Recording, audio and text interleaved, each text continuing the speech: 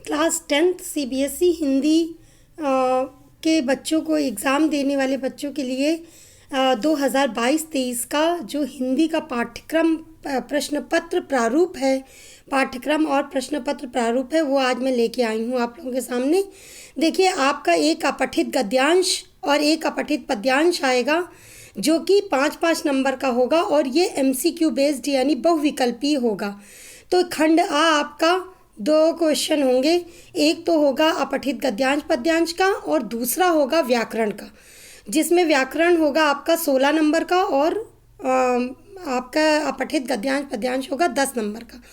तो व्याकरण पे आते हैं। व्याकरण देखिए, रचना के आधार पर वाक्य भेद 5 में से 4 प्रश्न करने होंगे, वो बहुविकल्पी होंगे। वाच्य में 5 में से 4 प्रश्न बहुविकल्पी करने होंगे। पद परिचय में 5 में से 4 प्रश्न करने होंगे, बहुविकल्पी होंगे।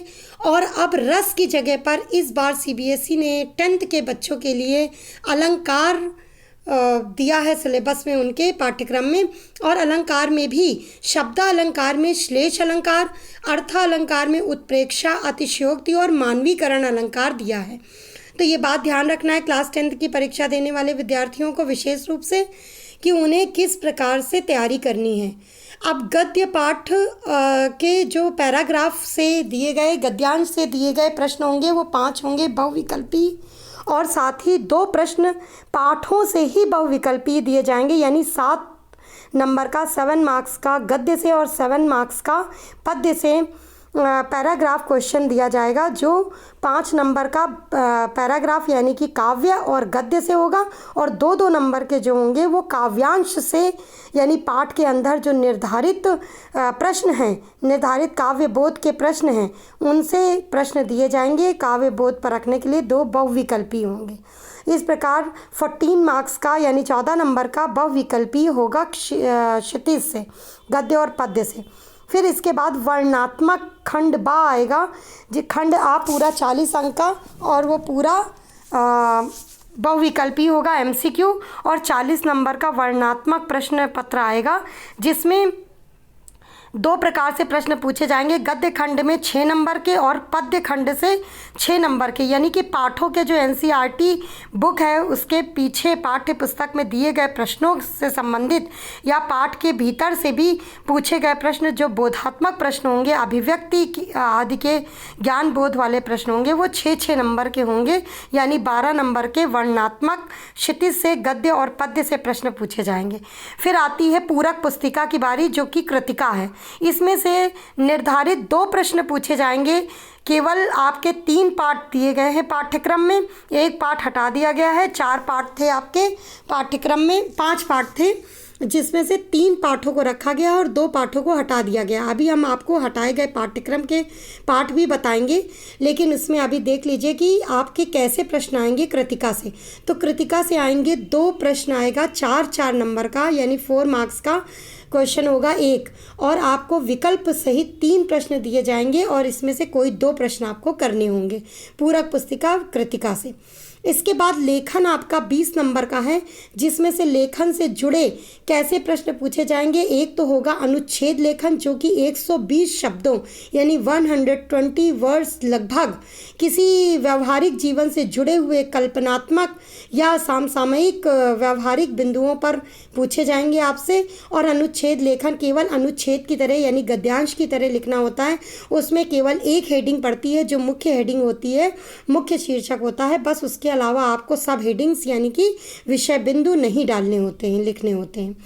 इसके बाद ये 6 नंबर का इस बार पूछा जाएगा लेखन में। इसके बाद 5 नंबर का अभिव्यक्ति क्षमता पर आधारित औपचारिक और अनौपचारिक प्रश्न होंगे, जो कि शब्द संख्या होगी, उसकी शब्द लिमिट होगी 100 शब्दों का होना चाहिए।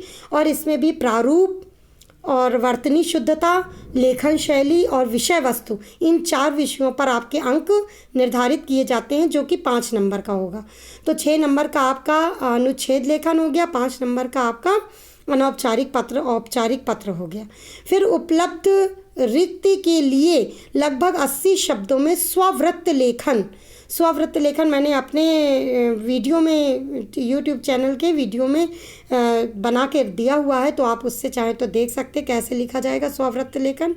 इसके बाद औपचारिक ईमेल लेखन भी मैंने बनाया है वीडियो में, वो ईमेल लेखन भी आएगा, ये 5 नंबर का होगा। स्ववृत्त लेखन, जो रिक्त पदों के लिए आपको आवेदन या निवेदन पत्र देना होगा, वो होगा 5 नंबर का, और ईमेल लेखन होगा 4 नंबर का। इसी प्रकार आगे दिया है कि 60 शब्दों के अंतर्गत एक विज्ञापन लेखन, लगभग 60 शब्दों में विज्ञापन लेखन तैयार करना है, जो कि 4 अंक का होगा। संदेश लेखन भी लिख सकते हैं, अथवा लगा हुआ है आपके पास। इसी प्रकार स्ववृत्त लेखन और औपचारिक ईमेल लेखन में भी आपके अथवा लगा है, लेकिन वो 5 अंक का है। और विज्ञापन और शुभकामना संदेश पर्व त्योहारों पर, ये भी जो है 4 अंक का होगा, दोनों में से एक करना होगा। इस प्रकार 80 नंबर का कुल आपका, जिसमें 40 बहुविकल्पी और 40 वर्णनात्मक, जिसमें लेखन सहित प्रश्न उत्तर दिए होंगे, और आंतरिक मूल्यांकन आपका 20 नंबर का होगा, जो कक्षा के क्रियात्मक पहलू पर आधारित होगा। इस प्रकार परीक्षा में किस पाठ से प्रश्न नहीं पूछे जाएंगे, ये भी आपको बता देना मैं ज़रूरी समझती हूँ। तो आप देख लीजिए कि क्षितिज भाग 2 के देव और सवैया कवित्व पूरा पाठ आपसे नहीं पूछा जाएगा। गिरजा कुमार माथुर जी का छाया मत छूना पूरा पाठ आपसे नहीं पूछा जाएगा, और ऋतुराज जी का कन्यादान भी नहीं पूछा जाएगा। इसी प्रकार ये तो काव्य खंड के हो गए। गद्य खंड में महावीर प्रसाद द्विवेदी जी का स्त्री शिक्षा के विरोधी कुतर्कों का खंडन जो पाठ है, ये पूरा पाठ नहीं पूछा जाएगा आपसे, और सर्वेश्वर दयाल सक्सेना जी का मानवीय करुणा की दिव्य चमक भी नहीं पूछा जाएगा। इसी प्रकार कृतिका में से 2 पाठों को हटा दिया गया है। यही ठैया झुलनी हैरानी हो रामा, ये पहले से भी हटा हुआ था, और इस साल आपके 2023 के सिलेबस में भी हटा दिया गया है। और जाज पंचम की नाक पहले था पिछले साल, इस साल आपके सिलेबस में अब नहीं है, इससे प्रश्न नहीं पूछे जाएंगे। इस प्रकार कृतिका के 5 पाठों में से 2 पाठ हटा दिए गए हैं, और क्षितिज में भी 3 पाठ काव्य के और 2 पाठ गद्य के हटा दिए गए हैं। आशा है कि आपको ये समझ में आ गया होगा, और धन्यवाद।